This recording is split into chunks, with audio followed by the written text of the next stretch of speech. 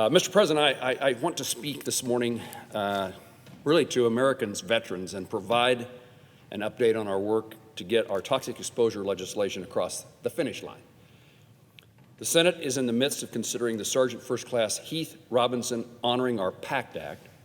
This is historic. It's bipartisan. I hope that we can keep it becoming, when something is bipartisan, it's historic, because we ought to be able to solve these problems for veterans and really for Americans in a way that brings us together and not pulls us apart. And this is an effort to show that that can be done. This legislation will deliver on a promise we made as a country to take care of our servicemen and women, both when they deploy and when they come home. The Heath Robinson Act will provide access to health care and benefits for millions of veterans who are sick from illnesses connected with toxic exposures. When we send our warfighters into harm's way, it is with the understanding that we will have their back. When they come home bearing physical, mental, or invisible wounds of war, we care for those wounds. Toxic wounds should not be treated differently. John Buckley, he's a retired U.S. Army colonel from Andover, Kansas, told me, and I quote him, "Our soldiers were put into dangerous situations in Iraq and Afghanistan, and many who suffered from their wounds or made the ultimate sacrifice have been cared for by our nation. Unfortunately, many, too, have been overlooked and ignored, especially those who are suffering from injuries after having reoccurring and prolonged exposure to toxic fumes, burn pits, and other environmental hazards." This legislation is designed to address what the retired colonel told me. Another Army colonel, this one from Leavenworth, Kansas, Pat Proctor, who served in Iraq and Afghanistan, shared that many of the men and women he served with are facing health challenges from being exposed to toxins while deployed. And he said, I quote, there is no telling how many of us will be impacted as we get older. I know many of our veterans live with the lingering fear. Will the toxic exposures from their service catch up with them and leave them with a debilitating disease? And if that happens, will the VA be there? Will Americans be there for them with the health care and benefits they need?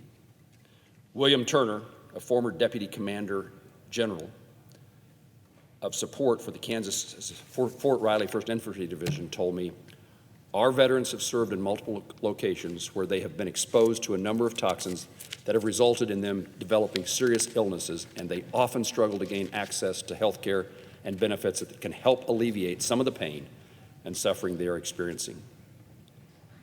Sometimes we think these issues are something people in Washington, D.C. are talking about, but what we're trying to address is the real circumstances of real Americans who served our nation and who are deserving of our attention.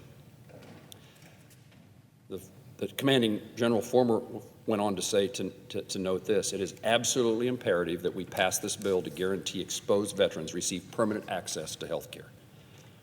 Moving legislation through Congress can be a slow and frustrating process. However, this week, when the Senate began debate on our bill, I was encouraged by the resounding show of confidence. This bill, to move forward on this bill, that vote was 86 senators in favor. We're now focused on an amendment process and will continue working as quickly as the Senate will allow to get this bill to the House and back on its way to the President's desk. Whether Democratic or Republican, every member of this chamber represents veterans at home, and I firmly believe that every member in this chamber cares about those veterans. Issues related to veterans often have a way of bringing us together and find consensus, and that's what we've been attempting to do, and we will continue to do as we sort out what amendments could be considered. We were able to deliver Veterans' Choice through the Mission Act, landmark mental health legislation through the John Scott Hannon Mental Health Improvement Act, and I believe we can do that again on this legislation to deliver care and benefits to all generations of toxic exposed veterans. This country is good at recognizing the physical wounds of war, and we're getting better at recognizing the mental wounds of war. But no longer can we ignore the wounds of war from toxic exposure, the wounds like Agent Orange before it that may not arrive until years later. Throughout the remaining procedural votes on the Heath Robinson Act, I urge my colleagues with remaining questions or concerns to reach out so that we can all together deliver on this promise to those who have borne the battle. I look forward to working with my colleagues to see that this bill crosses the finish line soon. Mr. President, I yield back.